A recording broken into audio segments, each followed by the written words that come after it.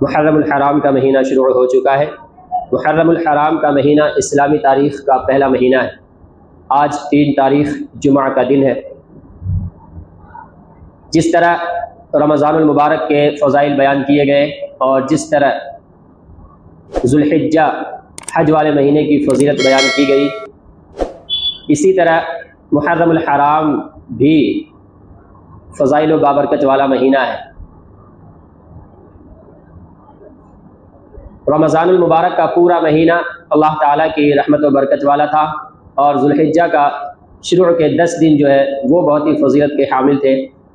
محرم الحرام میں سب سے پہلی چیز جو خطبے کے اندر ایک آیت آپ کو پڑھ کے سنایا، ان عدت الشہور عند اللہ 12 شہرا فی کتاب اللہ یوم خلق السماوات والارض منها 4 حرم، کہ مہینوں کی تعداد اللہ تعالیٰ کے نزدیک اسی دن سے، جب سے اللہ تعالیٰ نے زمین و آسمان کو بنایا ہے، 12 مہینے، یعنی پورے سال کے اندر 12 مہینے ہوتے ہیں۔ اور یہ نظام اللہ تعالیٰ نے جب ہی بنا دیا تھا جب زمین و آسمان بنائے گئے۔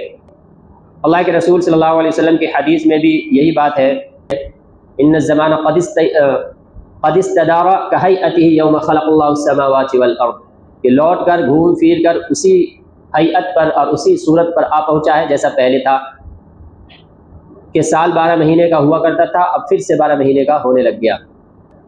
منہا 4 حرم، اور اس میں کام کی بات یہ تھی کہ ان 12 مہینوں میں سے 4 مہینے محترم ہیں، حرمت والے ہیں، عظمت والے ہیں۔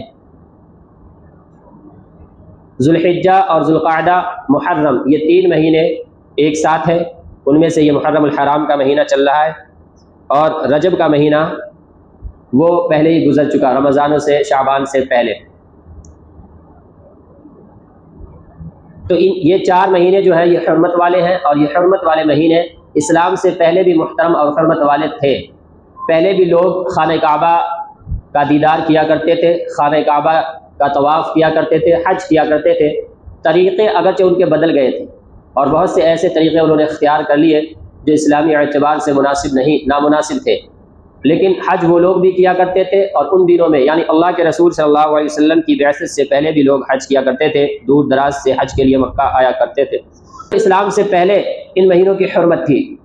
اسلام کے آ جانے کے بعد، محمد رسول اللہ صلی اللہ علیہ وسلم کے مبعوث ہو جانے کے بعد بھی ان کی حرمت باقی رہی، برقرار رہی، اور اللہ تعالیٰ نے قرآن کریم کے اندر یہ آیت نازل کر کے جو ابھی ہم نے آپ کو پڑھ کے سنایا ہے، اس کی حرمت کو برقرار رکھا کہ منہا 4 حرم، ان میں سے 4 مہینے 12 مہینے سے 4 مہینے حرمت والے ہیں۔ ان مہینوں کے اندر قتل و قتال کرنا، خوریزی کرنا، ظلم و زیادتی کرنا اور مہینوں کے مقابلے اور دنوں کے مقابلے زیادہ بڑا گناہ ہوگا۔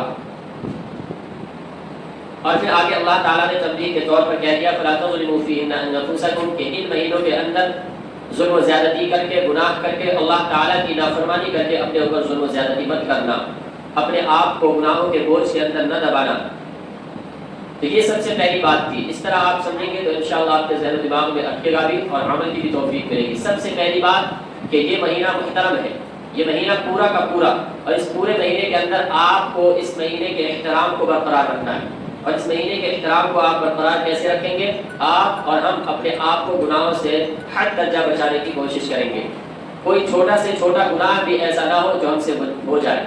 تو سب سے پہلی چیز ہم اپنے آپ کو گناہوں سے بچانے کی کوشش کریں گے، اور دوسرا یہ کہ جو خاص مواقع ہوا کرتے ہیں، جو فضیلت والے اوقات، جو فضیلت والے ایام ہوا کرتے ہیں، ان اوقات و ایام کے اندر ثواب اور نیکیاں بھی بڑھا دی جاتی ہیں۔ تو ہم کثرت سے یہ کوشش کریں گے کہ اللہ تعالیٰ نے جو ہمیں عبادت کے طریقے، عبادت کے موقع دیے ہیں، وہ ہم زیادہ سے زیادہ کریں۔ نمازیں ہماری چھوٹنا نہ پائے، تو ہماری کوشش اس مہینے کے اندر سب سے پہلے یہی ہونی چاہیے، نمازیں نہ چھوٹے، جہاں تک ممکن ہو سکے ہم صدقات و خیرات بھی خوب کثرت سے کریں۔ تو یہ سب سے پہلا حکم تھا محرم الحرام کے احترام کے متعلق، کہ ہم اس کے احترام کو پامال نہ کریں، اور اس میں خاص طور پر جن رسم و بدعات کے اندر ہم مبتلا ہو جاتے ہیں، تعزیہ ہے، ڈھول ڈمکے ہے، اور ناچنا گانا ہے، بدعات کرنا ہے، اور ایک خاص کالے رنگ کا کپڑا پہننا ہے، یہ چیزیں ہمارے دین و اسلام کا حصہ بالکل نہیں ہے، شریعت کا حصہ بالکل نہیں ہے، آپ کو کہیں نہیں ملے گا یہ۔ تو ہم اپنے ساتھ ساتھ ایک تو خود کو گناہوں سے بچا کے رکھیں گے، رسم و بدعات سے بچا کے رکھیں گے۔ ایاکم والبدع فإن البدعة تهدي إلى المعصية، اللہ کے رسول کی حدیث کے اندر ہے کہ بدعت سے بچو، کیونکہ بدعت معصیت اور نافرمانی کا راستہ دکھاتی ہے، اور معصیت اور نافرمانی جہنم تک لے جاتی ہے۔ تو ہمیں ان تمام طرح کے رسم و بدعات سے بچنا ہے۔